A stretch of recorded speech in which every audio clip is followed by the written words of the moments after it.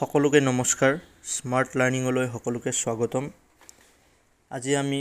দশমমান শ্ৰেণী অৰ্থাৎ ক্লাছ 10ৰ ম্যাথমেটিক্সৰ প্ৰথম যেটো চেপ্টাৰ বাস্তৱ সংখ্যা ইংৰাজীত যাক আমি ৰিয়েল নাম্বাৰ বুলি কওঁ এই যে চেপ্টাৰটো আমি ডিসকাস কৰিম পোনপ্ৰথমে ইয়াৰ যিসমূহ কনসেপ্ট আছে সেই কনসেপ্টসমূহ আমি বুজিব লাগিব এই কনসেপ্টসমূহ ভালদৰে বুজি পালেহে আমি ইয়াৰ পৰৱৰ্তী যি আমাৰ অনুশীলনী আছে বা আমাৰ যি উপবাদ্যসমূহ আছে এই আটাইবোৰ আমি ভালদৰে কৰিব পাৰিম তাৰ আগতে পোনপ্ৰথমে আমি ইয়াৰ যিসমূহ ডেফিনেশ্যন আছে ডেফিনেশ্যনসমূহ চাব লাগিব ভালদৰে বুজিব লাগিব তেতিয়াহে আমি ইয়াৰ যেটো নেক্সট পাৰ্টলৈ আমি আগবাঢ়িব পাৰিম গতিকে আজি প্ৰথম যেটো আমাৰ লেকচাৰ হ'ব এই প্ৰথম লেকচাৰটোত আমি বিশেষকৈ আমি ডেফিনেশ্যনত গুৰুত্ব দিম বা যিসমূহ ডেফিনেশ্যন বা আমি যে এক্সাম্পল যিসমূহ আছে সেইসমূহ আমি চাবলৈ চেষ্টা কৰিম পোনপ্ৰথমে এতিয়া আহিছোঁ তোমালোকে দেখা পাবা এতিয়া যে বাস্তৱ সংখ্যা ইয়াত দুটা ভাগত ভাগ কৰা হৈছে মই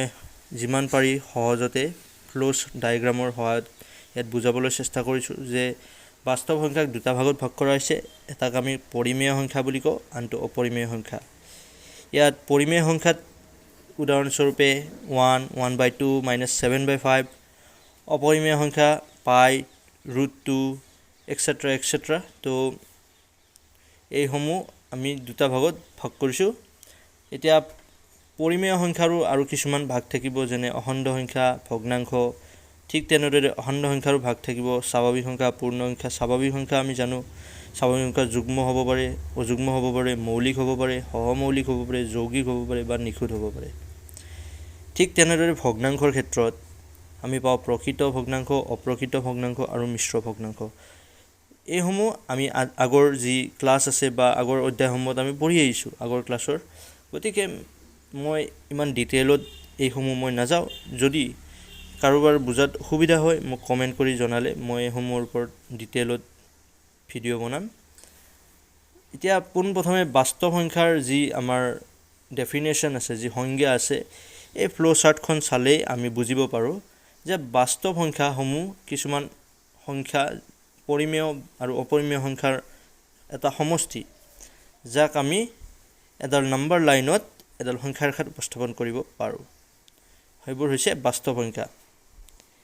এতিয়া ইয়াতে দুটা মই টাৰ্ম লিখিছো যিসমূহ মানে যেটো ইয়াত ব্যৱহাৰ কৰা হ'ব এই চেপ্টাৰটোত আমি পাম ইয়াৰ পিছৰ যি আমি আগবাঢ়িম স্টেপ বাই স্টেপ আমি যাম তেতিয়া আমি পাম ইয়াতে পৰিসমাপ্ত বা সাৱধি বা আমি যাক সীমাবদ্ধ অৰ্থাৎ ইংলিছত যাক আমি টাৰ্মিনেটিং বুলি কওঁ অৰ্থাৎ যেতিয়া আমি কোনো এটা সংখ্যাক আমি হৰণ কৰিম তেতিয়া আমি সাপোজ ইয়াতে দিয়া আছে এক্সাম্পল 0.5 ইয়াত 0.5ত 0.5 ৰ পিছত ইয়াত কোনো ধৰণৰ ৰিপিটেশন হোৱা নাই ইয়াত কোনো ধৰণৰ আমি ৰিপিটেশন হোৱা দেখা পোৱা নাই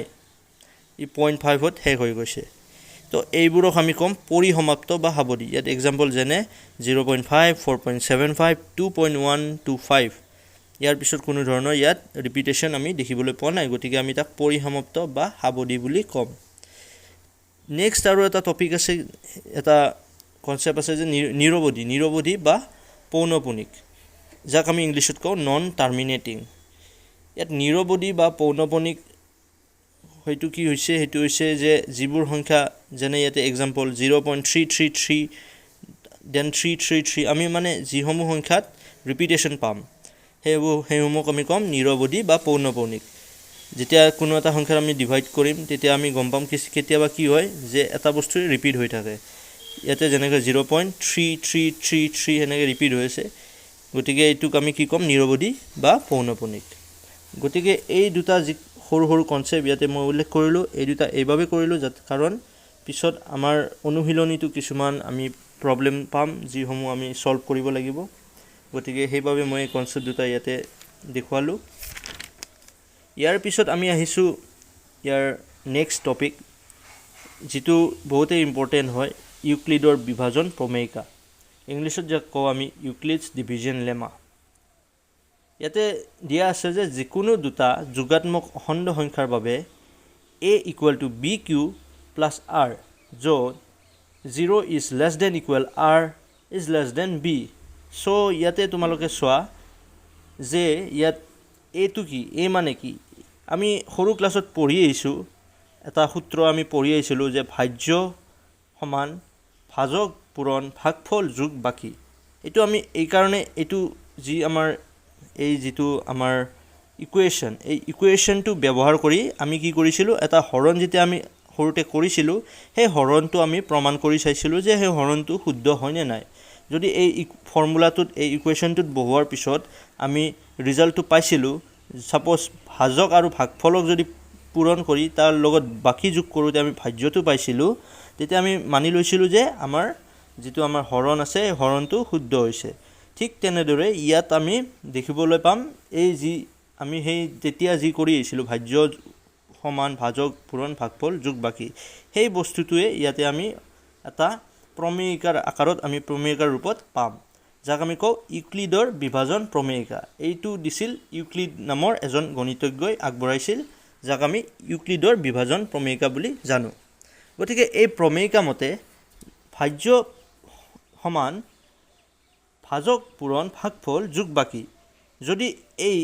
ইকুৱেশ্যনটো বা এই সমীকৰণটোত আমি কোনো এটা সংখ্যা আমি পাও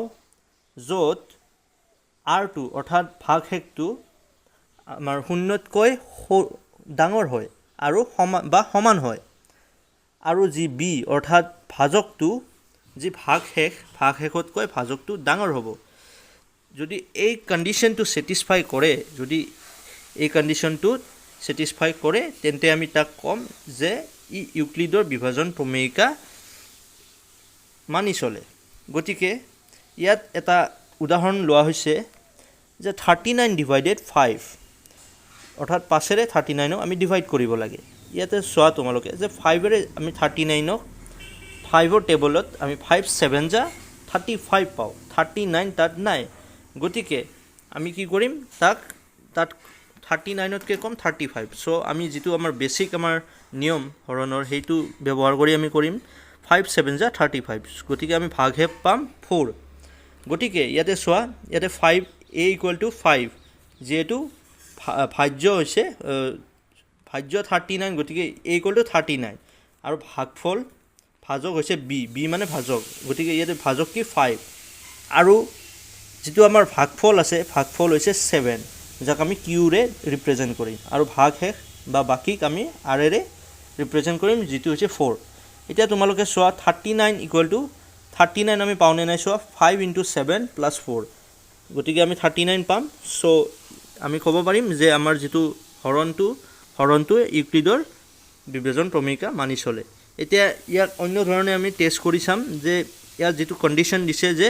0 is less than equal r less than b গতিকে ইয়াতে চোৱা ইয়াতে r কি পাইছো আমি 4 যেটো 0 তকৈ কি হয় ডাঙৰ হয় বা সমান হয় ইয়াত সমানটো নহয় গতিকে ডাঙৰ হয় কৈছে যে either less than or equal গতিকে ইয়াত আমি জানো 4 টো ডাঙৰ হয় 0 তকৈ গতিকে নেক্সট আমি চাও b2 আমি পাব লাগে কি বাকিতকে বা ভাগশেষতকে আমাৰ b অৰ্থাৎ ভাজকটো ডাঙৰ হ'ব লাগে গতিকে 5 to 4 তকৈ ডাঙৰ গতিকে এটো আমি প্ৰমাণ কৰি দিলো যে এই যেটো হৰণ এই হৰণটোৱে বিভাজনৰ প্ৰমেয়িকা মানি চলে নেক্সট টু চোৱা ইউক্লিডৰ বিভাজন প্ৰমেয়িকা ব্যৱহাৰ কৰি গহাও নিৰ্ণয় কৰা এই প্ৰশ্নটো আমি এতিয়া সমাধানটো কৰিম যে আমাক গহাও উলিয়াব দিছে গহাও 980 আৰু 78 ৰ গতিকে ইউক্লিডৰ বিভাজন প্ৰমেয়িকা ব্যৱহাৰ কৰি আমি ইয়াক উলিয়াব লাগে তাৰ বাবে আমি কি কৰিম প্ৰথমে আমি চাম যে ইয়াৰ ডাঙৰ কোনটো 980 নে 78 আমি পাম যে 980 টো ডাঙৰ গতিকে আমি প্ৰথমে লম ভাজ্যৰ জায়গাত অৰ্থাৎ ভাজ্যৰ ঠাইত a = 980 আমি ধৰি লম আৰু যেটো সৰু আছে b টো আমি 78 ধৰি লম এতিয়া 78 ক আমি কিমানেৰে পূৰণ কৰিলে আমি 980 বা তাতকৈ কম পাম সদায় মনত ৰাখিব লাগিব যে যিমান আমাক দিয়া আছে 980 তাৰ বা যিকোনো সংখ্যা তাতকৈ বেছি আমি হ'ব নোৱাৰে তাৰ সমান বা তাতকৈ কম হ'ব লাগিব গতিকে 780 12 ৰে আমি পূৰণ কৰিম তো 780 12 ৰে যেতিয়া আমি পূৰণ কৰিম আমি তাৰ লগত +44 কৰিলে আমি 980 পাম ঠিক তেনেদৰে যিটো 780 ইয়াত আছিল কি ভাজক সদায় মনত ৰাখিব লাগিব যে যিটো ভাজক থাকে সেই ভাজকটো নেক্সট ষ্টেপত আমি ভাজ্যত ল'ম গতিকে 780টো প্ৰথম ষ্টেপটোত আমাৰ কি আছিল ভাজক আছিল গতিকে ছেকেণ্ডটোত ই ভাজ্য হ'ব গতিকে 780 আমি নেক্সট আমি চাম যে প্ৰথম ষ্টেপত যিটো বাকী আছিল আমাৰ ভাগেক আছিল এইটো আছিল 44 গতিকে সেইটো ইয়াত হ'ব ভাজক গতিকে এইটো মনত ৰাখিব লাগিব যে প্ৰথমৰ যিটো ভাজক সেইটো ছেকেণ্ডত হ'ব ভাজ্য আৰু যিটো ভাগেক আছিল সেইটো ছেকেণ্ডত হ'ব আমাৰ ভাজক গতিকে নেক্সট আমি 44ৰে আমাৰ 1 টাইমছ কৰিলে আমি 44 পাম যদি 2 টাইমছ কৰোঁ আমাৰ 78তকৈ বেছি হৈ যাব গতিকে আমি 1 টাইমছ কৰিম লগত আমি কি এড কৰিম 34 গতিকে 44ক যেতিয়া আমি 34ৰে কৰিম তেতিয়া 34 2 যা হ'লে বেছি হৈ যাব গতিকে আমি দিম 1 টাইমছ লগতে আমি কিমান পাম বাকী 10 ঠিক তেনেদৰে 34ক 10 × 3 + 4 ঠিক তেনেদৰে 10ক 4 × 2 + 2 ঠিক 4ক 2 × 2 + 0 গতিকে ইয়াতে যেতিয়া আমি ভাগশেষ 0 পাম গতিকে এই ষ্টেপটোত আমি ইয়াক ৰখাই দিম অৰ্থাৎ আমাৰ যিটো আমি ওলাব লাগে সেইটো আমি পাই গ'লোঁ এতিয়া আমাৰ গসাগু হ'ব কি এই যিটো আমাৰ সিকুৱেন্স বা এই সিকুৱেন্সটো আমি যিটো কৰি যাই থাকোঁতে লাষ্টত 0 যেতিয়া বাকী পাম তাৰ আগত যিটো আমাৰ ভাজক পাম আমি সেই ভাজকটো হৈছে ইয়াৰ গসাগু ইয়াতে ভাজক কিমান ইয়াত 2 গতিকে গসাগু 980 আৰু 78ৰ যিটো গসাগু পাম গসাগুটো হ'ব 2 গতিকে আশা কৰোঁ আজিৰ এই যিখিনি লেকচাৰ আছিল যিখিনি আজি মই ইয়াতে দেখুৱালোঁ সেইখিনি সকলোৱে বুজি পাইছে ইয়াৰ পৰৱৰ্তী যিসমূহ ভিডিঅ' আহিব তাত বাকীসমূহ এক্সপ্লেইন কৰি যাম আৰু কাৰোবাৰ যদি কিবা ডাউট থাকে তেন্তে মোক কমেণ্ট বক্সত জনালেই হ'ল মই যিটো আমাৰ নেক্সট লেকচাৰ তাত মই কভাৰ আপ কৰিবলৈ চেষ্টা কৰিম গতিকে থেংক ইউ ভেৰি মাছ